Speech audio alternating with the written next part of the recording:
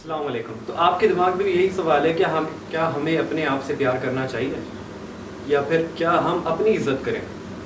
आपको ये थ्योरीज हर motivational speech में नज़र आएंगी कि अपने आप से प्यार करो, अपनी इज़्ज़त करना सीखो। जो इंसान अपनी इज़्ज़त नहीं करता वो दूसरों की कैसे करेगा। जो अपने आप से प्यार नहीं करता तो तुमसे क्या प्यार करेगा। यही सवाल है, लेकिन ये सारी थ्योरीज गलत हैं। इसे प्रूव करूँगा। अब आप लोग ये कहेंगे सर ये तो किसी किताब में नहीं लिखा, तो इसका बिल्कुल रियलिस्टिक प्रैक्टिकल आपको दिखाऊंगा ताकि ये चीज़ यहाँ बैठ जाए। ठीक है, तो ये है वो लव जो आप अपने अंदर पोर करना चाहते हैं। ठीक है, ये ग्लास आप है, इसे जितना आप बढ़ते रहेंगे उतना ही ये ओवरफ्लो करना शुरू कर देगा। This is your love overflowing, this is your respect that is overflowing. ये है सेकंड पर्सन ए, पर्सन बी। अब आप क्या कर रहे हैं, लव एक्सचेंज कर रहे हैं, अपनी रिस्पेक्ट एक्सचेंज कर रहे हैं। तो ये प्रोसेस ऐसे चलता है, मिक्सिंग, इसे हम मिक्सिंग कहते हैं। इसी तरह ही आपके रिलेशनशिप स्ट्रांग होते हैं, आप दूसरों की नज़र में अपनी इज्जत बना पाते हैं। अगर आप अपने आप से प्यार करना शुरू करेंगे और ये कहेंगे कि हमें अपने आप से प्यार करना चाहिए, अपनी इज्जत करनी चाहिए, तो वह सारा पानी बह जाएगा। अच्छा, तो मौलाना रूमी की एक स्टोरी मैं आपको सुनाता हूँ। मौलाना रूमी की अपनी किताब में मसनवी, उसमें लिखते हैं। अगर आप मौलाना रूमी से वाकिफ़ नहीं है तो मुझे आपसे बहुत हमदर्दी है।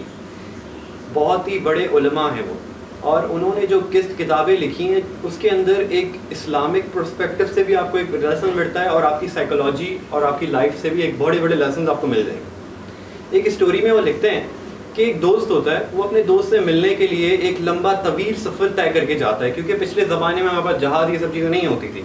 तो सफ़र जो है घोड़ों के ज़रिए, ऊँटों के ज़रिए तय किया। तो 6 महीने का सफ़र तय करके अपने दोस्त से मिलने जाता है, दरवाजे पर नॉक करता है। उसका दोस्त पूछता है कौन, वो कहता है मैं। उसका जवाब सुनने के बाद वो कहता है वापस लौट जाओ मेरे दरवाजे से, बहुत ही बुरे अंदाज में। तो ये परेशान हो जाते हैं, मेरे दोस्त मुझे लौटा क्यों रहा है, इतना लंबा सफ़र तय करके मैं इससे मिलने आ रही हूँ, मुझे भगा रहा है। तो बड़ा डिप्रेस्ड होता है और वापस चला जाता है। रास्ते में यही सोच रहा होता है कि उसने मना क्यों किया। फिर वो अपनी सारी तिजारत करने के बाद दोबारा उसी जगह से गुजरता है, कहता है चलो फिर मिल लूँ अपने दोस्त से।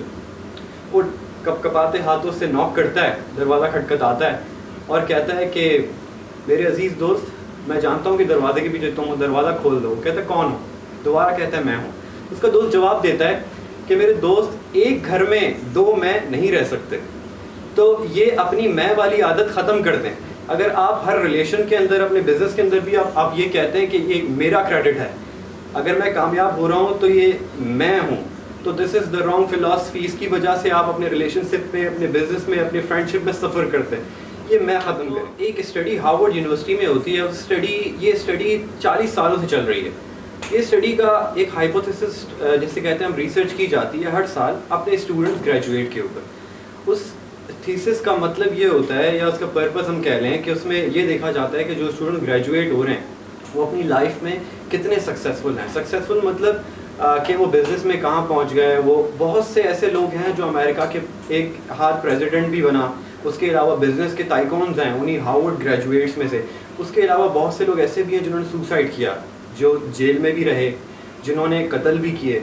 तो ऐसा देखा गया कि जो लोग कामयाब थे, जो दुनिया की नज़र में कामयाब जिसे कहा जाता है, वो कामयाब थे, खुश थे अपनी ज़िंदगी में, एक चीज़ कॉमन थी। वो एक चीज़ है क्या, उन सबके रिलेशनशिप्स अपनी फैमिली के साथ, अपने फ्रेंड्स के साथ बहुत स्ट्रॉन्ग थे। ये वो लोग हैं जो मैं को मारते हैं। तो मैं को मारना सीखें। शुक्रिया।